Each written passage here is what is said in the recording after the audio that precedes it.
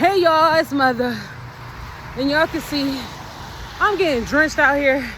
It is raining. But whew, I wanted to get on here and share a little story time while I was doing my walk. So, when I was 12 years old, right? My mom, just like everybody else's mother, when you're young, they usually tell us to come in the house before the street lights come on. Anybody from the city of Richmond, Virginia, y'all know that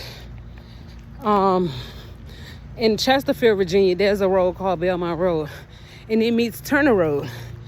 One day, in particular, I was walking from Belmont Road, going towards Beach Street Townhomes. Whoever know, if you know, you know. If you don't, you don't. So, I'm walking down this street. It's a long road from Belmont Road all the way down. And they had this little area down at the end where it's like called Makeout Hill or like Kiss something, where everybody used to go up there and make out kissing at night and all that stuff, you know. So, I'm walking all the way from Belmont all the way down towards the mountaintop where all the kids go hang out at, the teenagers. And it was way before it got dark, but it was starting to, like, you could tell it was going towards the dark side. And I'm walking. I had on a long white t-shirt and some shorts up under it. Y'all know when we was kids.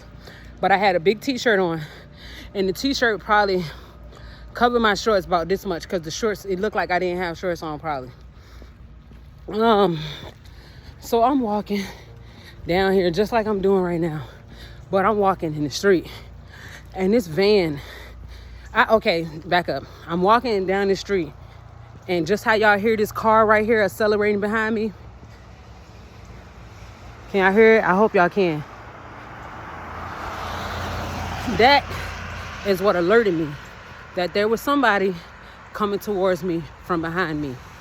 I didn't look behind me because all I heard was the acceleration of the car speeding up. Like, I could tell somebody was like pushing the gas on this car.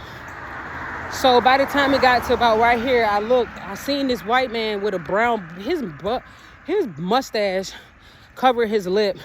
His hair that was on his face was the same color as his hair. Was of the truck. So he was a tall white man with brown hair over his lip, and he had like brown hair that was kind of curly. But he was driving this van that looked like it was a matte paint brown. It looked like it was a rush paint job. Anyway, this man, my spirit telling me that somebody paid this man to kidnap me. That's crazy, because I always thought that it was the ways that it was. The reason why spirit interfered in protecting me was because of that. It was a setup. Anyway, I'm moving ahead of myself. So I realized that my attention was brought to this man that was driving in this van that was trying to kidnap me. So I make it to the corner. And mind you, when you get down to like the kissing rock, that was the place where they used to go kiss at the hill, little kissing mountain or whatever it's called. It's a little dip. The dip is so deep, like the hill goes straight up like this, straight up. So it's a little dip, and then it go up. So the man was trying to turn, he was in a big ass painted van. He was trying to turn around, drive it so fast to turn around and get me, because at this point he realized that I was taking my shoes. So this is what I did. With my feet, this is how I took my shoes off. I'm standing there and I'm doing this, right? You know how you take your shoes off like this? This is what I was doing. And while I'm standing up there taking my shoes off my feet, right, I'm not really paying attention to this voice that's in my head telling me to do this stuff. I didn't find out till years later on down the line that it was actually a voice that told me how to get away from this man this day.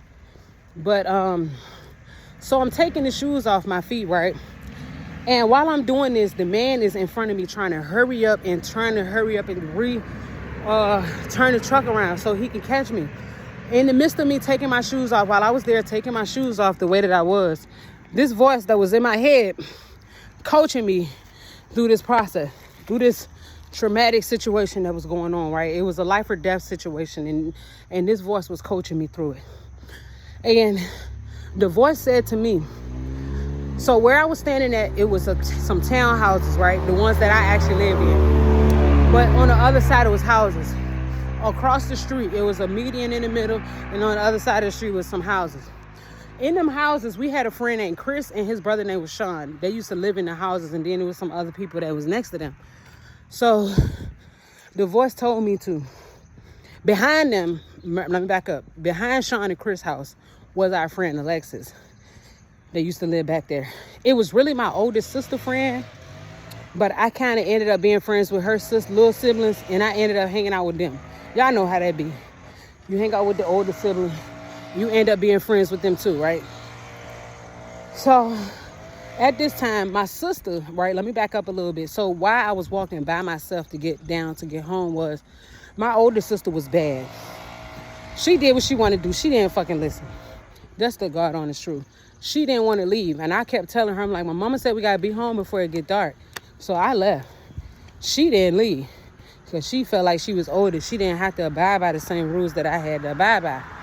So I'm walking home. This is what put me in the situation to be walking down the street by myself at this time when it was about to get dark.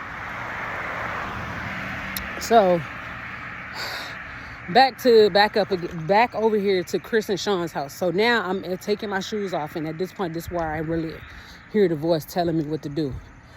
The voice was very soft, and it was almost like it was fading away. That's how soft the voice was. I could hear it, but it was like fading, like they was yelling from somewhere else, but it was so far away that it sounded like an echo. And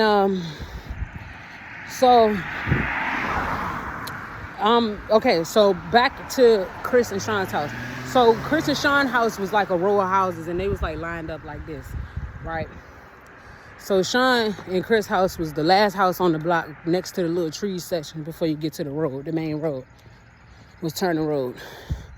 And so I get over there to where Chris and Sean, take my shoes off, pick him up, and all this stuff going on while he's trying to turn his big painter van around.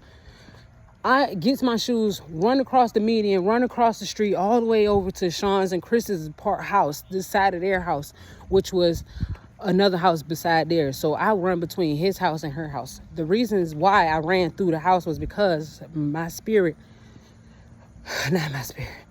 spirit that was communicating with me told me to run through the house, because if I run straight back up the street, this man could catch me. He can drive faster than I can run. So the spirit that was telling me was to run across the street, go through Sean and Chris's house, go to Alexis' house, whose house was literally right behind Sean's and Chris. Spirit said, go to Alexis' house, knock on the door, and sit down on the porch. You want to go to this house because the trees is covering the porch, and this agent of the devil can't see you there from the truck. So I did everything the voice told me to do. I got to the porch. I sat down on the porch. I was so scared. I was breathing fast. But in the midst of me sitting on the porch and breathing fast, the spirit told me to look through the trees to see. It didn't say why. It just said look through the trees. I looked through the trees. I seen the man in the van. I just got scared just now, y'all. That was crazy. That pole scared me. I looked through the trees and I saw the man. And the man was flying past the road that I ran through the houses to get across. He was looking down the street in the direction where I ran to. He was trying to find me. He was driving so fast though. You know what I'm saying? Trying to see where I went. Because at that point it was like, I done seen his face. I seen his van. I remember what he looks like. I remember exactly what this man looks like. You know what I'm saying? And I can't forget it. He tried to kidnap me. So after Alexis opened the door, when she opened the door, she said, hey, Stashima, what you doing sitting down there? I just told y'all my government. And I'm like, I was doing just like this. I said, call my mama, Alexis. Somebody tried to kidnap me. And she was like, oh my God. So I went in there and she called my mom's house. My mama told my oldest brother, Tony, to come down there and get me. And he walked down there to come get me and bring me back up to the house. When I got home, My mama called the police, which was Chesterfield County Police Department. Them folks ain't never did shit about it. They never did nothing. I don't remember anything about it after I told them this man tried to kidnap me. It was almost like yeah, whatever, this happens every day kind of thing. You get what I'm saying? But that was the first time that I actually encountered spirit. And that spirit was my grandma. And my mother's mother, who I have never met in the physical realm because she was passed away before I became born, before I even existed or was thought of. In this realm, it was almost like my grandma knew that when I come into this world, she was going to gift me with something before I got here. And what it was like, it was like a portal planted inside of me from my mother's womb. It was like before I came into this realm, grandma implanted something